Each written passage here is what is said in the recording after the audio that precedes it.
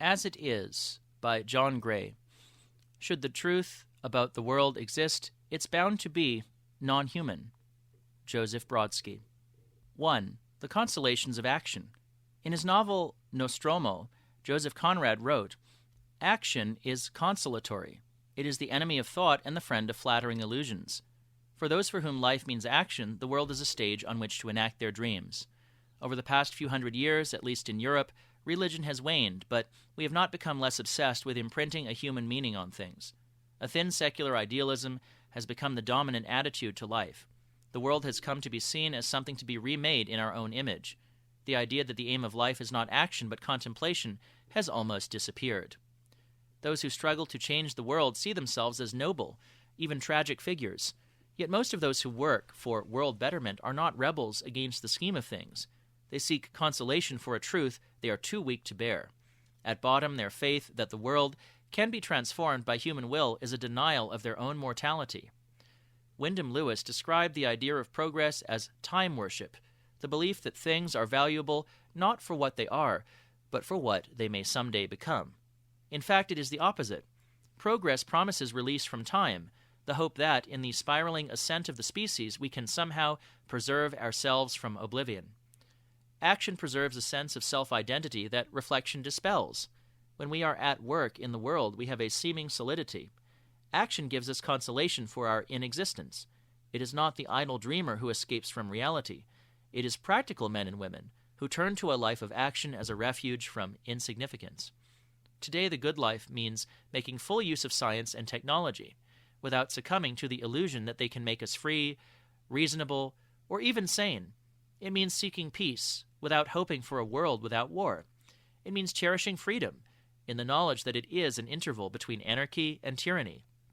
The good life is not found in dreams of progress, but in coping with tragic contingencies. We have been reared on religions and philosophies that deny the experience of tragedy. Can we imagine a life that is not founded on the consolations of action? Or are we too lax and coarse even to dream of living without them? 2.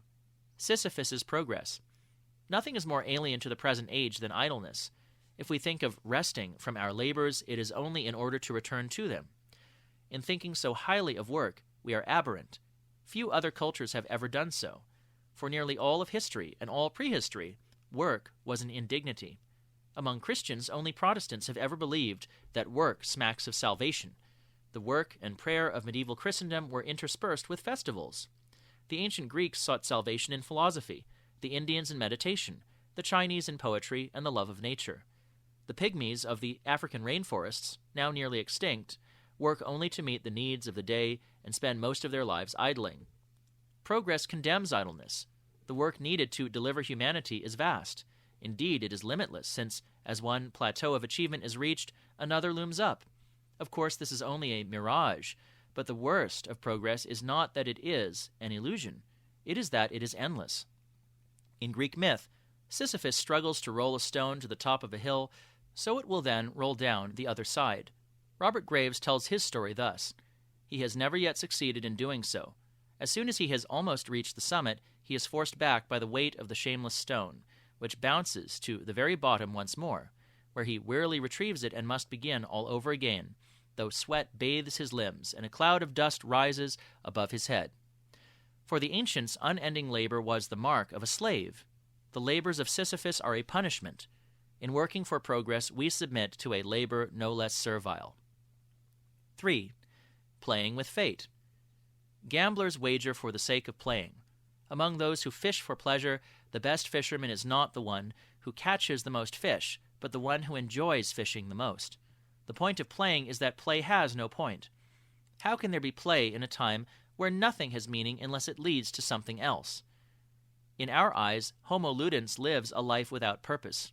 Since play is beyond us, we have given ourselves over to a life of purposeless work instead. To labor as Sisyphus does is our fate. But can we make our labors more playful? At present, we think of science and technology as means of mastering the world. But the self that struggles to master the world is only a shimmer on the surface of things. The new technologies that are springing up around us seem to be inventions that serve our ends, when they and we are moves in a game that has no end. Technology obeys no one's will. Can we play along with it without laboring to master it? 4. Turning back. Searching for a meaning in life may be useful therapy, but it has nothing to do with the life of the spirit. Spiritual life is not a search for meaning, but a release from it. Plato believed the end of life was contemplation. Action had value only in making contemplation possible, but contemplation meant communing with a human idea. Like many mystical thinkers, Plato thought of the world disclosed by the senses as a realm of shadows. Values were the ultimate realities. In contemplation, Plato sought union with the highest value, the good. For Plato, as for the Christians who followed him, reality and the good were one. But the good is a makeshift of hope and desire, not the truth of things. Values are only human needs, or the needs of other animals, turned into abstractions. They have no reality in themselves, as George Santayana points out. All animals have within them a principle by which to distinguish good from evil, since their existence and welfare are furthered by some circumstances and acts and are hindered by others. Self-knowledge, with a little experience of the world, will then easily set up the Socratic standard of values natural and inevitable to any man, or to any society. These values each society will disentangle in proportion to its intelligence, and will defend in proportion to its vitality. But who would dream that spiritual life was at all concerned in asserting these human and local values, or in supposing that they were especially divine, or bound to dominate the universe forever? Through fasting, concentration, and prayer, mystics shut out the shifting world of the senses in order to reach a timeless reality. Quite often they find what they seek, but it is only a shadow play, an arabesque of their own anxieties projected onto an inner screen. They end as they began, stuck fast in the personal time of memory and regret. In modern times, the immortal longings of the mystics are expressed in a cult of incessant activity, infinite progress, infinite tedium. What could be more dreary than the perfection of mankind? The idea of progress is only the longing for immortality given a techno-futurist twist. Sanity is not found here, nor in the moth-eaten eternities of the mystics. Other animals do not pine for a deathless life. They are already in it. Even a caged tiger passes its life half out of time. Humans cannot enter that never-ending moment. They can find a respite from time when, like Odysseus, who refused Calypso's offer of everlasting life on an enchanted island so he could return to his beloved home, they no longer dream of immortality. Contemplation is not the willed stillness of the mystics, but a willing surrender to never-returning moments. When we turn away from our all-too-human yearnings, we turn back to mortal things. Not moral hopes or mystical dreams, but groundless facts are the true objects of contemplation. 5. Simply to see. Other animals do not need a purpose in life. A contradiction to itself, the human animal cannot do without one. Can we not think of the aim of life as being simply to see?